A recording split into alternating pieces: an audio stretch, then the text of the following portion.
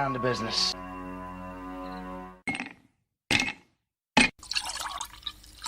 That's the nectar of the gods, baby. Hello, everyone, and welcome to the Whiskey Musings broadcast. I am your, well, not quite so musically inclined host, Rick. So, Aristotle has been attributed to saying that art imitates life. And one of the things that, or one aspect of art happens to be music. And so one of the things that happened here recently was there was a song that was released earlier, either last week or maybe the week before, something like that, by a controversial artist. And so it because of its content and because of the way that the song lyrics, and if you have had an opportunity to watch the video has even got some questionable things in it. It made me think that, does the music that we as a society listen to, does it contribute to what's going on with, like, even with today's world? I mean, anything from, crime, the stuff that's happening in the school system, just any number of gamut of societal aspects from this perspective. And I wanted to take a few moments to discuss with you a little bit about it. I'm hoping that of the people that are listening and watching, that you guys will go ahead and jump on in when the phone line's open and that type of stuff, because I really think that this would be a interesting and spirited discussion. That being said, let's just go ahead and get right on into it here. So for those of you that don't know, there's an artist out there by the name of Cardi B, and she produced a song that is out now in conglomeration with another artist by the name of, I believe it's Megan Thee Stallion or something along those lines. And these individuals, and I just saw somebody says my sound is horrible. I wonder if that might be something, maybe overdriving. Maybe I'm overdriving something here. Before I get started, is there a difference in that? Do you hear any kind of a difference at all? Somebody was saying that my sound is horrible.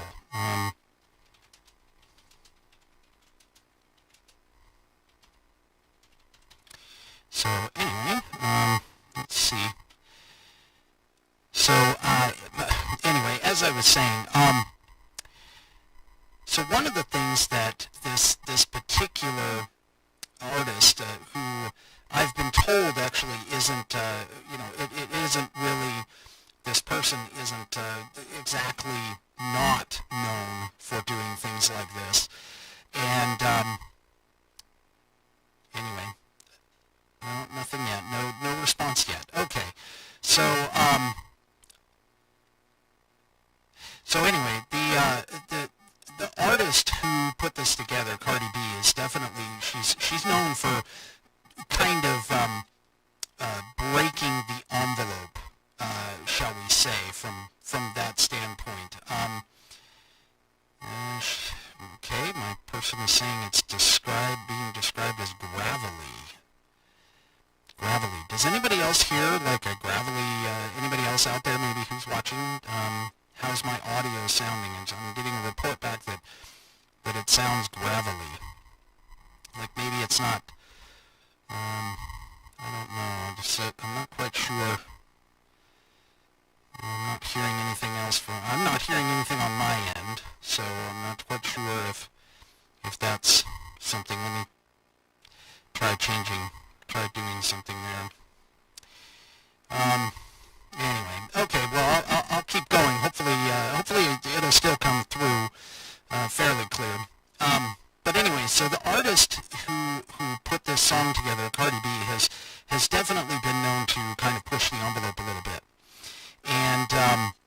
one of the things that I think we understand throughout time and throughout, especially in the last 30, 40 years of music, people have been pushing the envelope. I mean, just as an example, there was, as far back as like Elvis. Elvis had his hips on stage, and so, that was questionable. And then there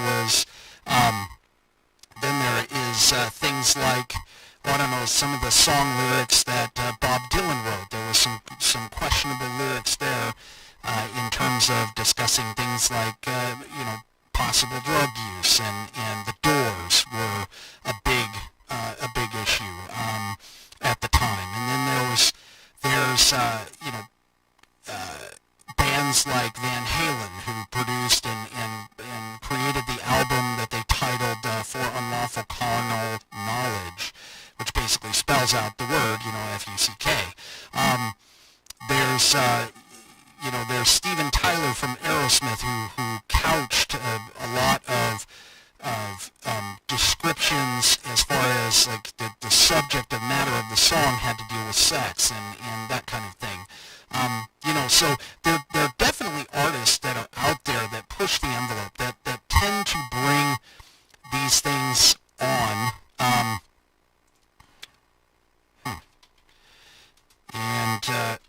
I don't know if they're doing it for shock value, or if they're doing it for just like a lot of people say, when you're putting out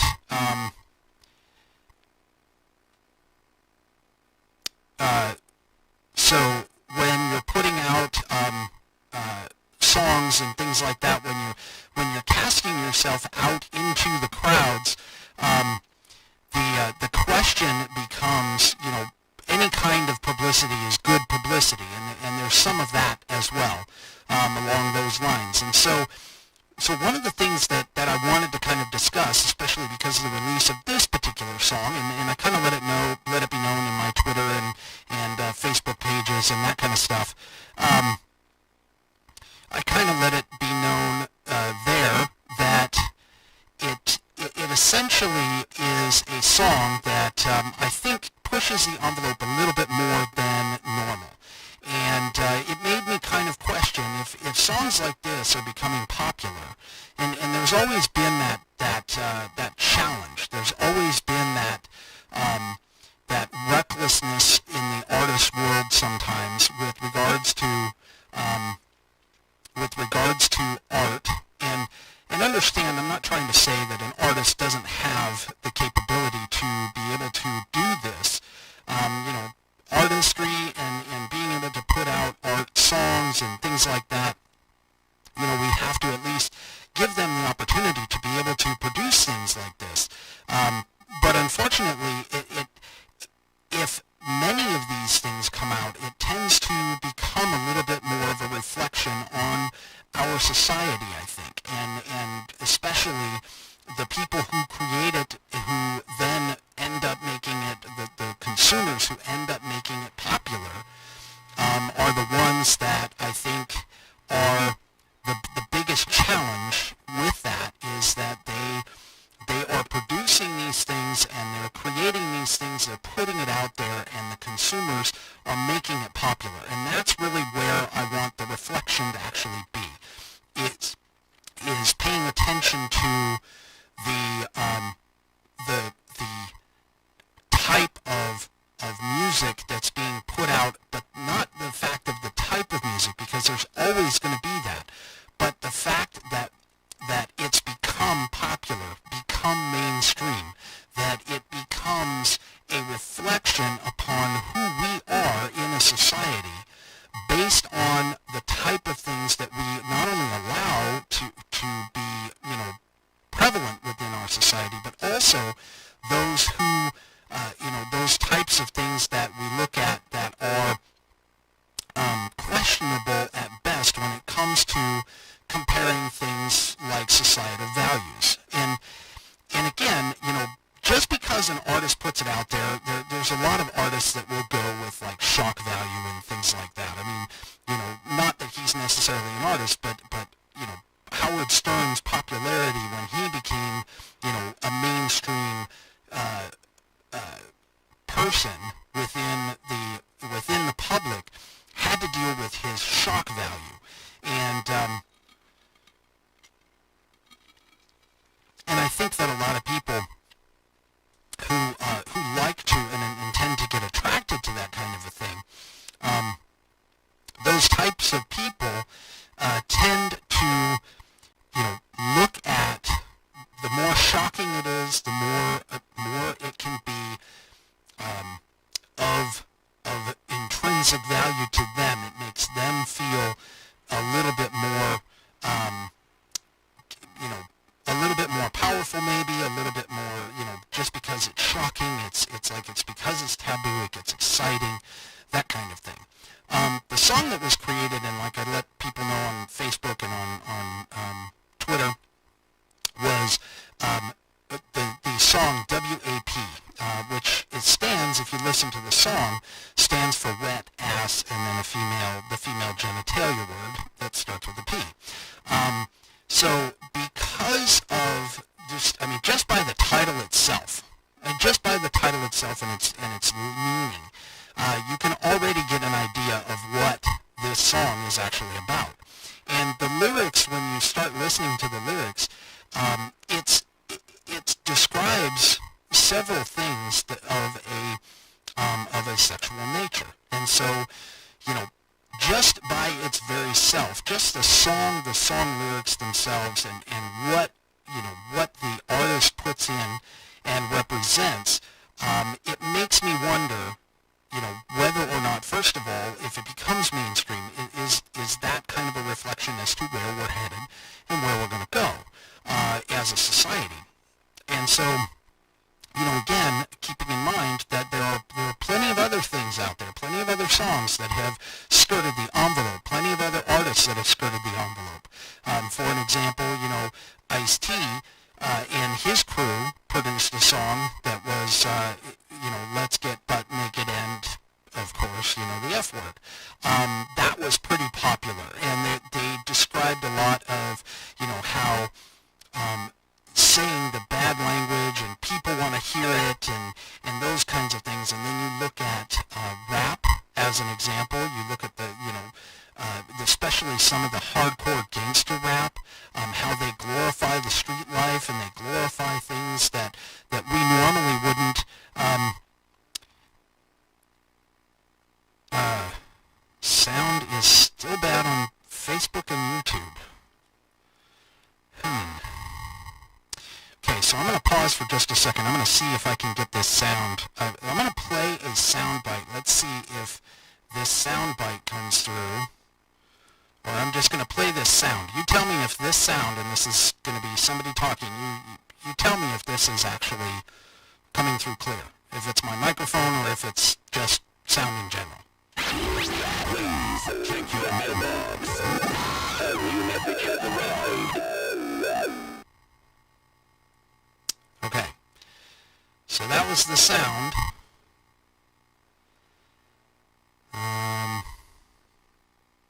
So I'm having some audio difficulties here apparently, folks, so just give me a minute here. Let's see if I can try and get this worked out. It sounds like it's coming through my earphones okay, but for some reason the sound may be going out bad. I'm looking at some other things here to see. I'm not seeing. Okay, so that was good. So it's the microphone then that you're saying is the problem. Is that pretty much what we're talking about? Maybe I'm overdriving the mic a little bit. Is that making it a little bit better? By moving the mic away from my voice. How is that? Is that a little bit better? Maybe I overdrove the mic. How does that sound? Is that sounding better? No, it's not. Okay. Well, let's try. How about this? Looking for some active communication here. listeners telling me about my... Still nothing. Still no change. Well, that's weird. Alright, so hold on. I'm going to try and turn off my soundboard and try it again. Hold on.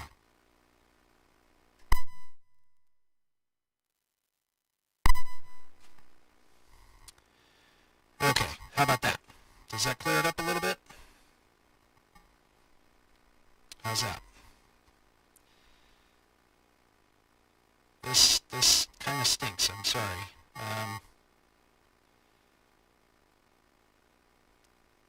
Any sound, any feedback on that?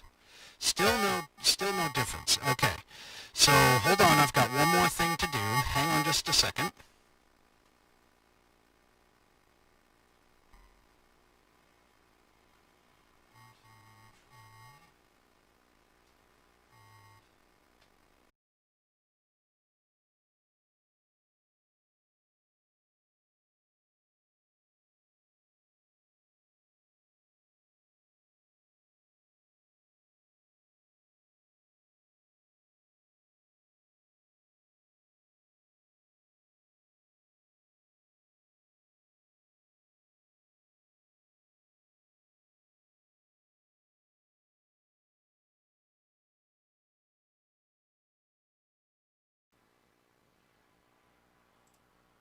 Okay.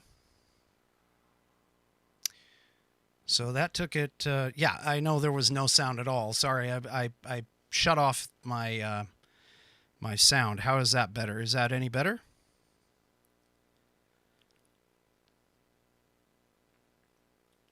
Is that any better? Okay, so that obviously resolved it. Isn't it funny how drivers tend to do things? Computer drivers. Okay, so sorry about that. All right. So it sounds like okay. So it looks like it was my my audio, the audio card that was picking it up from the soundboard that was having the issue. Okay, so I apologize. We'll try and bring this back up. Okay, so now that we've got things going, so anyway, as I was saying, this particular artist, she tends to bust the envelope, and we've had artists do this in the past. We've had issues with, or what would be considered issues with things in the past. The question that I have is not so much, the artist or the right of the artist to make these songs or anything else, because obviously free speech is available, it's out there.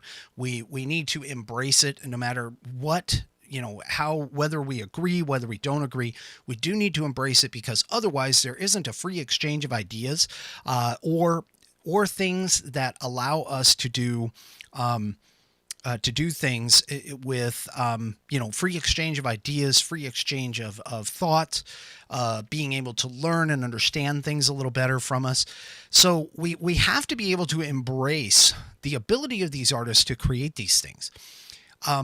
But at the same time, do you possibly think that there could be a moment where standards might come into play, where societal standards come into play that would necessarily prevent these from becoming mainstream, from these types of songs, these types of artists being given or allowed too much leeway, and for these things to become mainstream? And if they do become mainstream and they are taken in by these mainstream artists, is it possible that as the consumers of those, that we have challenges when consuming those things, and we create issues, or we have reflections of where society is going by some of these songs becoming extremely popular?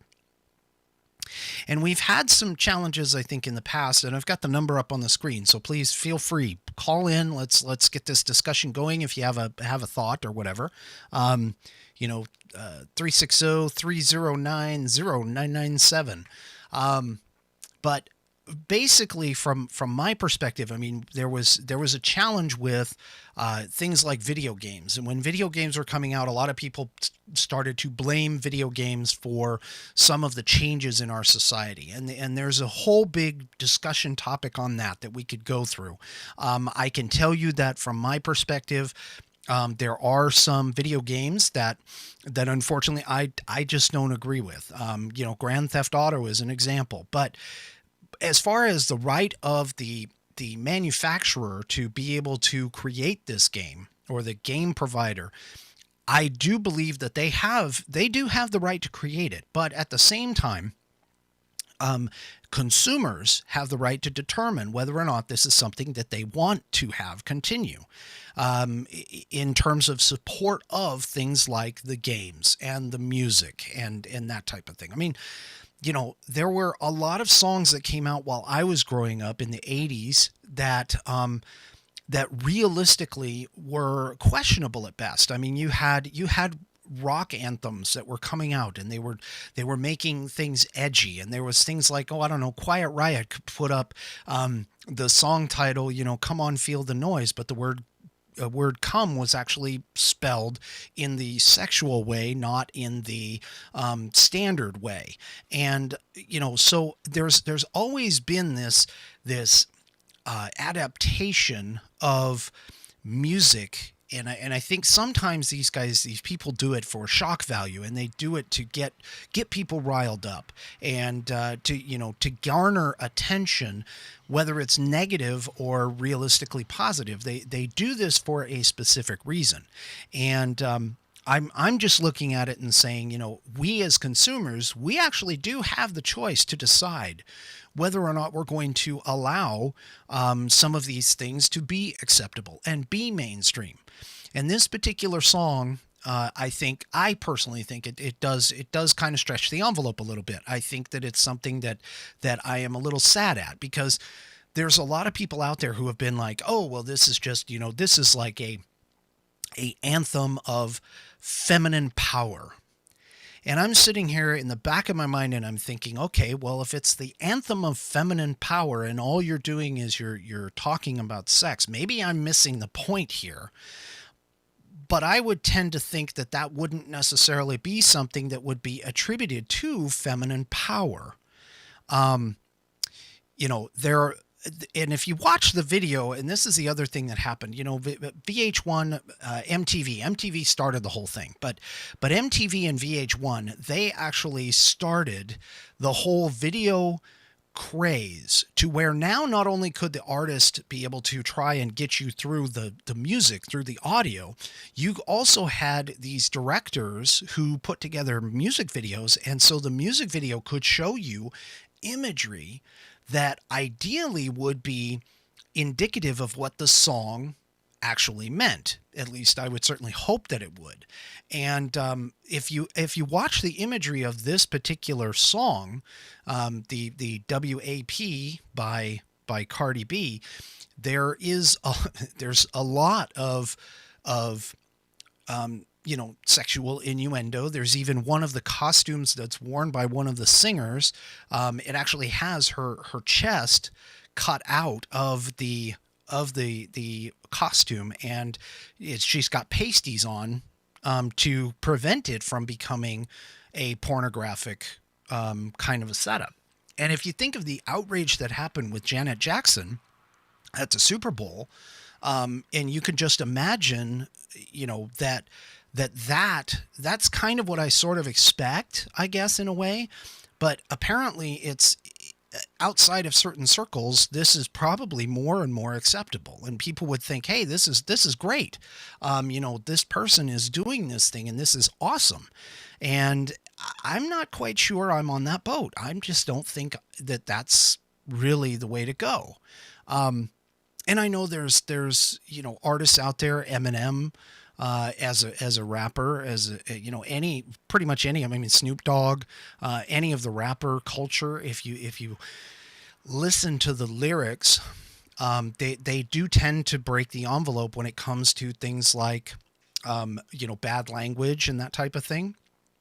But after you really get into the meanings of the songs, they might be different than what you think just because of the surface of some of the words that you can see. But there is no way to escape this particular song. There is no way to make it to where this particular song could be interpreted in any other way other than a shock value piece that is designed to do exactly what I'm doing tonight, to get people to talk about it. But in terms of the long-term effects and whether or not this individual continues with these types of things and the support is there, I think that belongs to the consumers of that. And if you go through, even with a bunch of different music genres, you start looking at the genres, you look at the songs that these people are putting out, you can find genres that honestly are not doing this. At least if they're doing it, it's not as overt. There's not as many people who are actually joining in on this. One factor is country music as an example. I mean, there are definitely a lot of cliches about country music, and there are definitely a lot of things that country music does. I mean, if the old joke is that you lose your dog, you lose your girl, you lose your truck, and you get drunk and that kind of thing. I mean, it's those are stereotypical things that happen in a country song. But at the same time, a lot of these country songs, even though there are a few that sort of, go on the edge, like Martina McBride put one out called Independence Day as an example.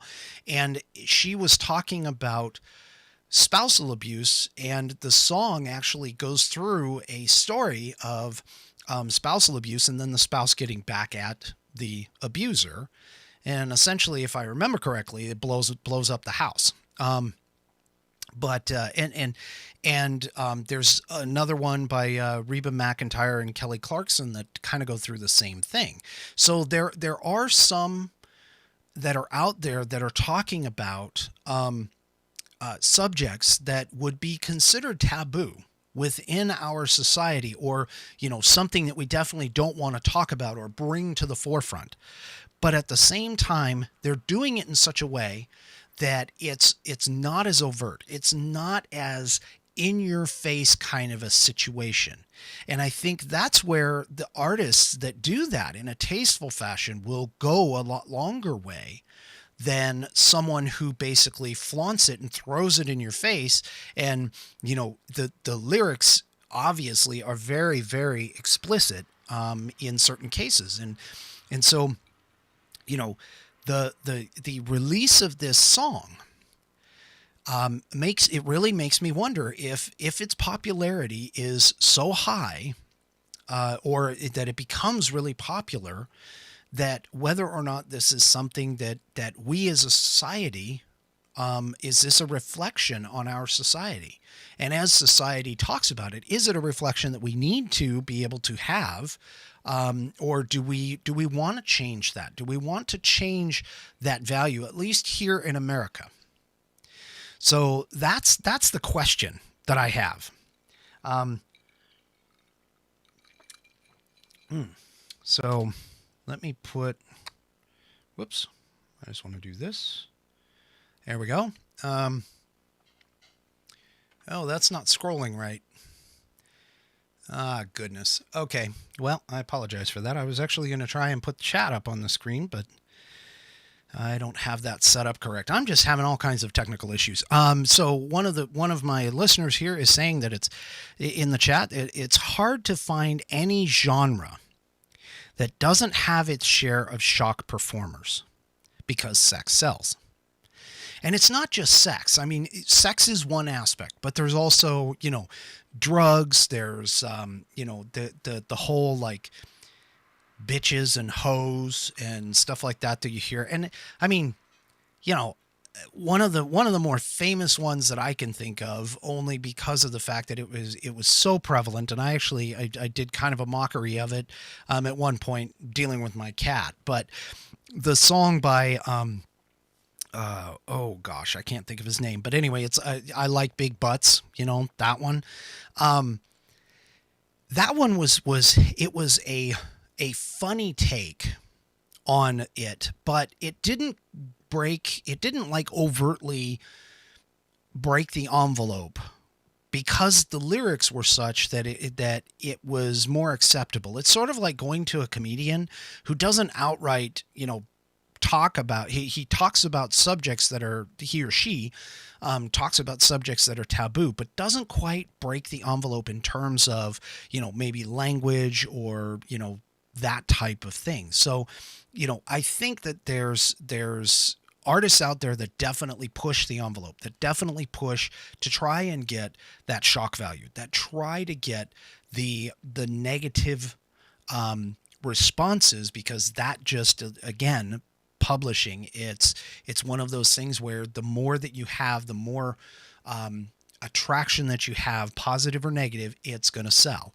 And that's what they're after, is they want to sell this object. But as consumers, I think we sort of have a responsibility to think about what it is that we're doing and what we're buying, and if this is acceptable from a standpoint of a societal value. And the more that this happens, the more that these songs become more and more popular, that it's a reflection upon our society and where our society is going, and where our society is either headed, or the standards, the morals, the values. I mean, think about this. So think about this. There have been references and inferences to the fact that behavior in the human race is learned. And when I say that, I mean things like abuse, bullying, any of those kinds of behaviors, even racism. There are several things that are suggestive, that are saying that we as humans, we learn these values. We learn them by our environment. It's not something that's necessarily programmed into our DNA.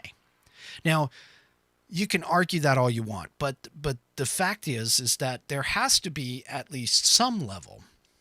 Our environment has to affect us and affect the way that we not only view the world and our perceptions, but also it needs to be taken into account that some of the things that you are allowed to do can make us do things that maybe aren't quite copacetic, but it's something that we've learned.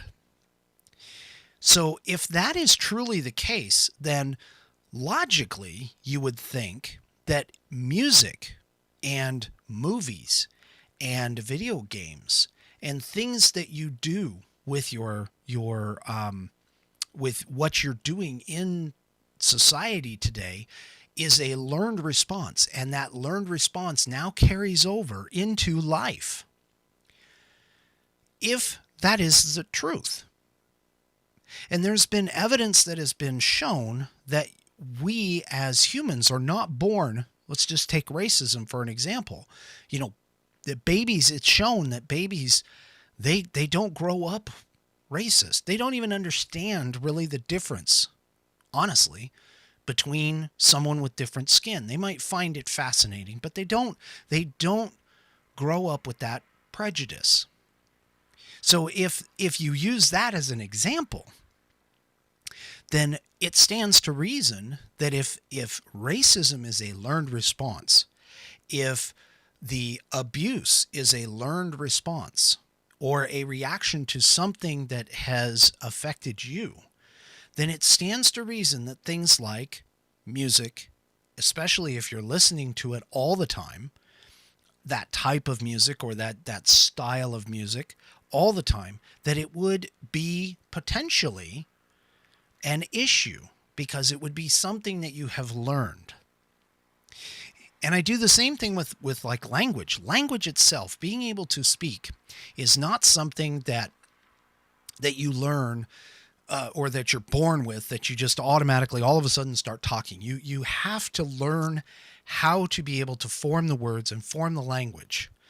And that's part of the reason why as young people, being young babies and that, the earlier you start them on different languages, the easier it is for them to learn it. It's because your brain isn't programmed yet.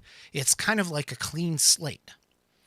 There are some things that are genetically predisposed in your DNA, but there isn't a lot of stuff up there. You learn a lot of things. You learn things like when things are hot, when things are cold, when things hurt. You don't intrinsically know, other than the fact that you do understand pain, but you don't automatically know what things are going to do for you. So that indicates a learning. If that's the case, then what you listen to and what you're exposed to, especially as young people, can affect the way you learn and develop, and especially things like morals and standards and values, from which a lot of these songs bring into question when you have certain things, at least as far as it is from a Western standpoint, from a Western worldview. There are things about several of these songs, not just the WAP song, but I mean a lot of different songs, whether it's abuse or drugs or whatever. And while I agree with the whole concept of being able to put the song out there and try and raise awareness to certain things, there is a question, though, if you sit and listen to these songs on a continuous basis, whether or not you are going to learn a response, a specific response. And especially when you have songs and music that glorifies things like, the street life. Something that glorifies it, makes it sound like it is really a cool thing to do. That this is really, really cool. Does this turn your focus or make it so that an individual learns or falls into the belief of this being not only acceptable, but that it's the way that things should be? And that's the question. And I think as humans and as our society, as in terms of society, the idea of right and wrong is something that is a learned response. I mean, there are some things that you might have innately within you, but it's not something that is easily definable when you're young. I mean, case in point, my son had to learn not to bite people. He would bite people, and then I did something to make him stop. He realized that biting people, or getting bitten hurts. And he realized that isn't something that needs to happen. He didn't want to do that again. He didn't want to experience that again. So that's a learned response. And so I think, in a way, that our music and the things that we watch, the things that we hear, are learned responses, and these are things that can affect us. And so allowing things like this song to be out there is one thing, but to have it go mainstream is a reflection upon where societal values are actually going. Now, whether it's right or wrong in terms of the societal values, I don't know. Because honestly, I mean, for somebody to sit here and tell me that my morals are wrong and somebody else's morals are right, that's for each individual to judge, up until the point that you're hurting someone else. And some of these songs and some of these artists tend to push the envelope enough to where they make it prevalent to where people could potentially look at this and see it, especially if it becomes extremely popular, that this is the way things go. And this is the way perception outside of the U.S. actually is too. I mean, all it takes is just for somebody to watch, any kind of video today on, any of these places where, for whatever reason, the mainstream media decides to put something on the internet, and they put it up. They put something up, and it's something very tragic. But the thing is that you're looking at it through the lens of the camera. So it's a very narrow viewpoint.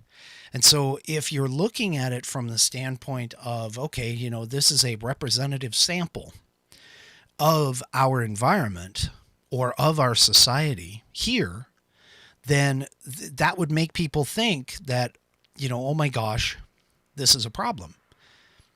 Take guns and shooting. People outside the U.S. think that we're just like the wild, wild west running around here, that we have shootings every day. We have, people walking through the streets with their guns strapped to their hips like the old Westerns were. And in reality, I can tell you that it's very rare for anyone to actually see a weapon on somebody's hip, at least from an obvious standpoint. Now, let's take out any of the things we could discuss, things like gun control in inner cities and gangs and gang violence and stuff like that. Absolutely, we could discuss that. But keeping in mind that is a very narrow viewpoint. And so when you put out something like this, that is a very narrow viewpoint of our society and how we respond and how we look at things, how we view things. So having songs like this that are becoming mainstream, and especially something like that, it makes you wonder. I mean,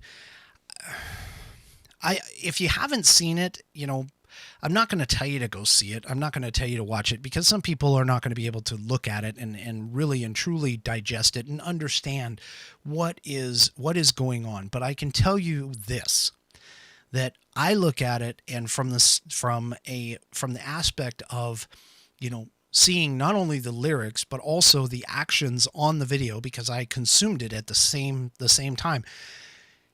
It was appalling to me that this particular song was out, and my perspective. I've got a daughter that does hip hop dancing, and so some of the songs that they use, while they're the clean, quote unquote clean type of songs, I have had some questions about some of the lyrics in that, especially when, she's sitting there and she's singing them along and she's doing her dancing and going along with the dance.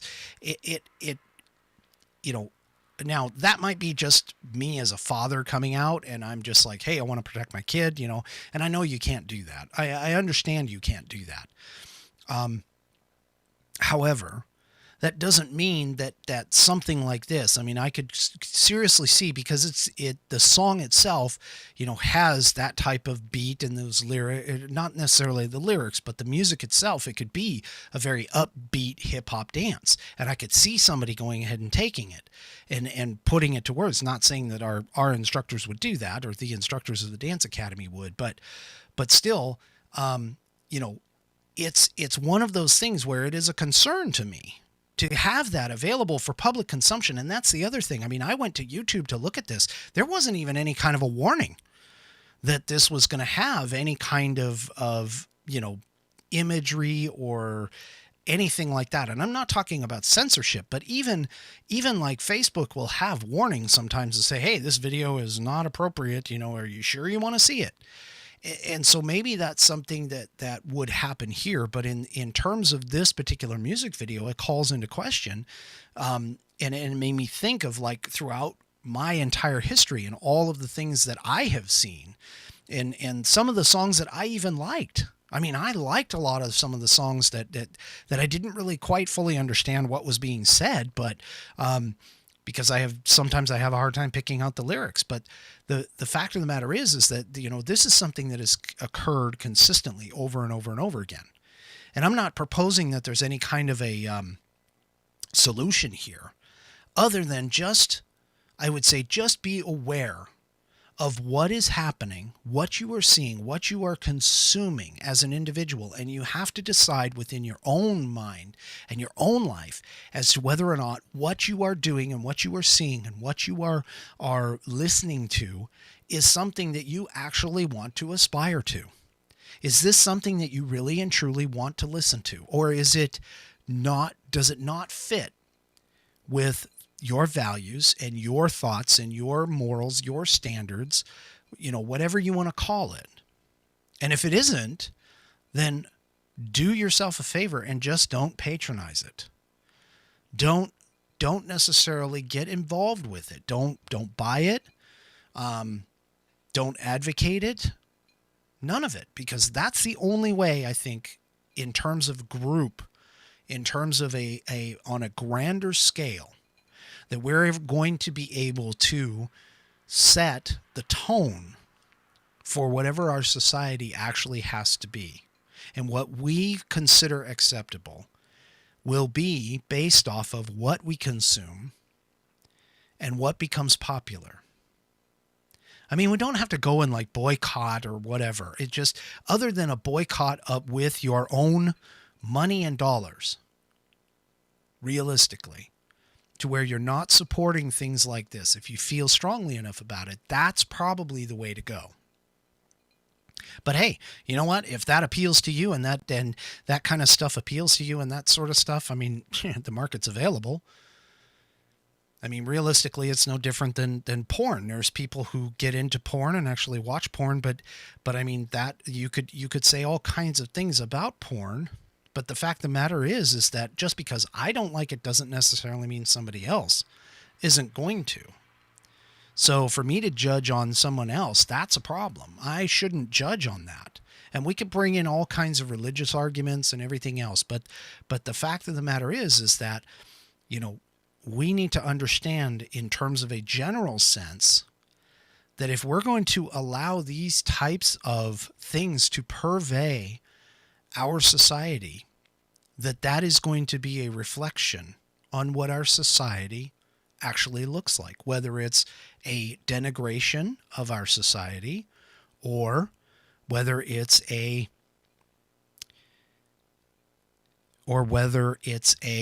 positive thing. And one of my listeners just popped up on Facebook and said, yes, degradation is subjective.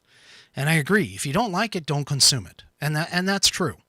You know, if you don't like it, don't consume it. And honestly, that's one of the dangers. Believe it or not, this topic is actually one of the dangers, one of the acceptance things that we need to have with having a free society. I mean, this really boils down to a free society. It's no different than somebody saying, you know what, we're going to argue against free speech because what you are saying, you know, I am offended at what you are saying. Well, that's fine. Be offended. But understand that that person does have the right to say what they have to say.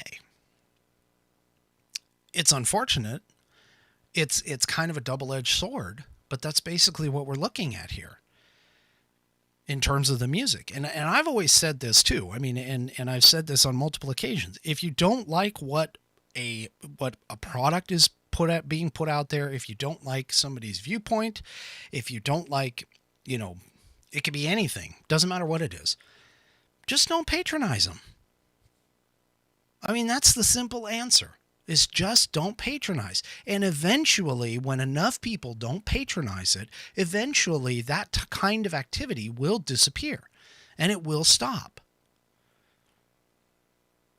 And that's how you stand up and vote for things like that. Now, granted, keep in mind, there are exceptions to every rule. There are things that are out there where, you know, you may need to get the law in if they break a law. But if they're not breaking a law, if they're not breaking something that's already on the books, if they're not breaking laws, then the only recourse that you actually have, realistically, is with your wallet. So anyway, I don't know. I honestly, I don't know. I just look at it this way, that if you don't like that kind of music, don't patronize it. Don't buy it. It's kind of sad though, because, you know, that's one of the things. And yes, another person here, same person says, that's the problem with free speech. You have to listen to things you don't agree with. And it's kind of scary to think about, but I mean, somebody would look at like, for an example, I mean, just throwing out the topic, the way that I wrote it, language is everything. And like you had pointed out, you know, degradation is subjective. Is it degradation to do that?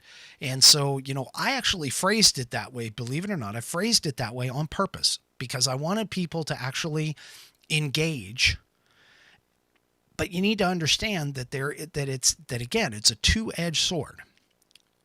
You know, on one side you've got, hey, this is wrong, and on the other side you've got, but you may be wrong for saying it. It might be something that is so vile and reprehensible in terms of what they're saying, but to be able to have free speech, to be able to have that capability to produce these things, you almost, in a way, have to defend the right of the person to create it. You don't necessarily have to support it in terms of buying it, but you definitely have to understand that you are going to have times where you are going to have things out there that you're not going to like, that you're not going to agree with, and control the things that you can control. But at the same time, still defend the right of the person to be able to bring that up, because that is what is, in today's society, what is a truly free society. Even if you don't like what they're saying, you need to be able to defend the right for them to say it.